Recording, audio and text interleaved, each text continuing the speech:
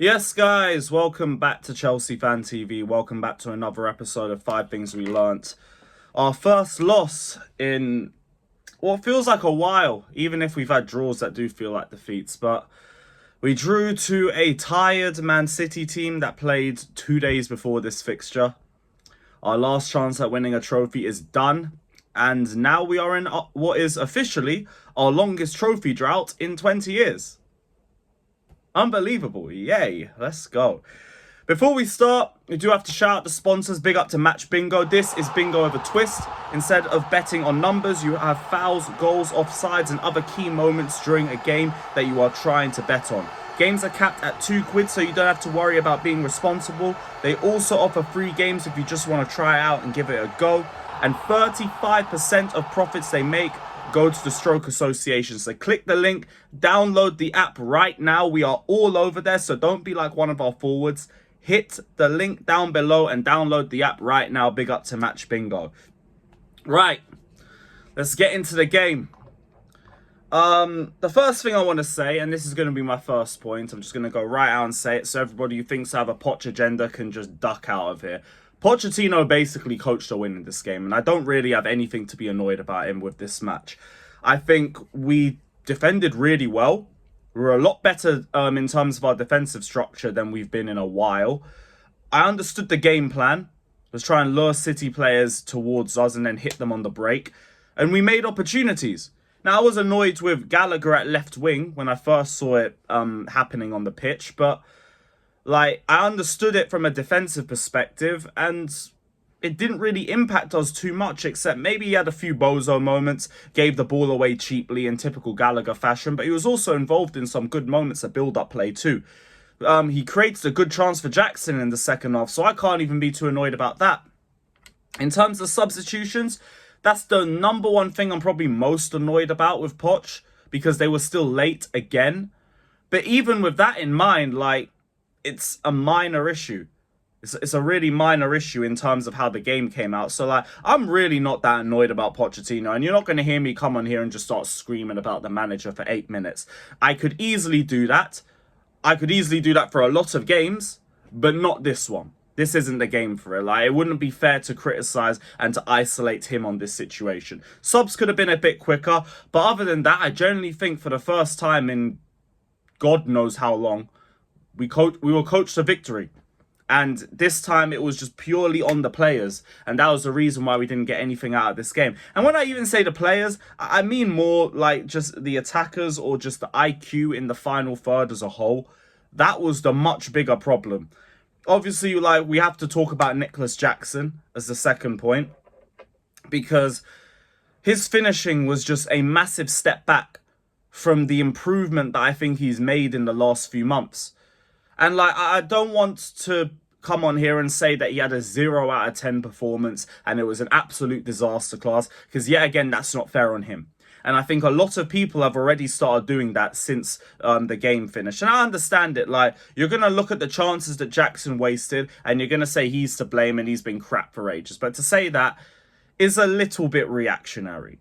Because even if you look at the game, his ball carrying was excellent. His drives with the ball was excellent. His strength on the ball was excellent. His 1v1s were excellent. It's just, I don't get how a player with that much composure and that much confidence in those assets of his game cannot apply that same confidence when it comes to just 1v1s with the goalkeeper. If you look at the first opportunity, he gets himself into such a great position and then he pauses. He pauses. He literally poops his pants. You see him slow down as he gets one-on-one with the goalkeeper. And it's like, bro, what are you doing? What are you doing? Just go round him. Go round him quicker and say, instead you take 5 seconds to make a decision. Then you try to go around him and then you still fumble the lines and you've also allowed 2 defenders to go back. The second one is the most timid shot on earth. That's the sort of shot I used to rip Havertz for years. So I'm not going to let you get away with it either. That was poor. You need to be doing better with that. But with Jackson, I am still going to say that the only thing that I'm annoyed about him, is the finishing. And you've shown me that you have the confidence in other assets of your game. So it's not acceptable at this point. We have to talk about it from a level of where we want these players to be at. And I will assess the positives in his game, but in terms of negatives, like the finishing, big step back. Big step back. But as well as saying that, I'm not going to allow people to get too carried away with the Jackson slander. We're not going to do this whole Jackson's crap, Jackson's awful. No. No. There's been a clear improvement in this player from the start of the season to now. Like, you cannot tell me that he is all-round terrible. It's just the finishing yesterday, inexcusable. Straight inexcusable. That is it, and you just leave it there. The penalty decision. The third point. Now, I really didn't want to come on here and just talk too much about the pen. Like, even though I do believe we should have had it. Initially, I didn't think it was a penalty. But then I come home, I see a couple more angles of it. We were robbed. We were robbed of a penalty. Then I watched the Coventry game today. And then I see them get a very similar penalty for us. And it's like the consistency of refereeing in this country is insane. It's absolutely insane. But look, in spite of the penalty decision, we didn't do enough to win the game anyway in terms of burying our chances. And I only say in terms of burying our chances because defensively I thought we did okay. And I thought the midfield was pretty good as well, in all honesty too. Like, it was just the final third that let us down. But I have to look at it from both aspects. As much as the attack let us down, we get that penalty. We likely score that penalty. It's 1-1. You might look at a different game. We might be coming out of that saying, wow, we didn't play well, but we won. So smile, be happy, and all that crap. But yeah, we got robbed. We got absolutely robbed. So I understand Chelsea fans being annoyed with the penalty decision as well. Because that can be the difference in a game. And I've also said before, like, you don't have to be the best team to win a cup game. You don't. There's been multiple other games where I think we've been involved in and we haven't been the better team, but we've managed to get through. So I understand Chelsea fans being annoyed about that penalty call because we still could have had an opportunity to go through in that game. It's just annoying. This is really annoying. Another incident I think we should talk about, the whole Madueke situation. I've seen a lot of people getting onto him about that over the last 24 hours. Now, the number one thing I want to say as well is I don't think we should be allowing ourselves... Let me get the lighting sorted. There we go. I don't think we should be allowing ourselves to get too worked up over this situation. Because I think the camera work for that angle kind of just showed the difference of emotions between Silva and Madueke. But it also kind of singled him out too.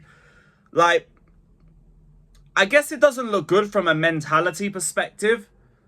But same way, like, I'm not going to be ripping Noni and saying, get out of my club, or you're fake, you're a mercenary, or any of this BS. Like, I'd rather be annoyed about his performance, if anything. The lack of end product, the poor IQ at times. Be annoyed at that.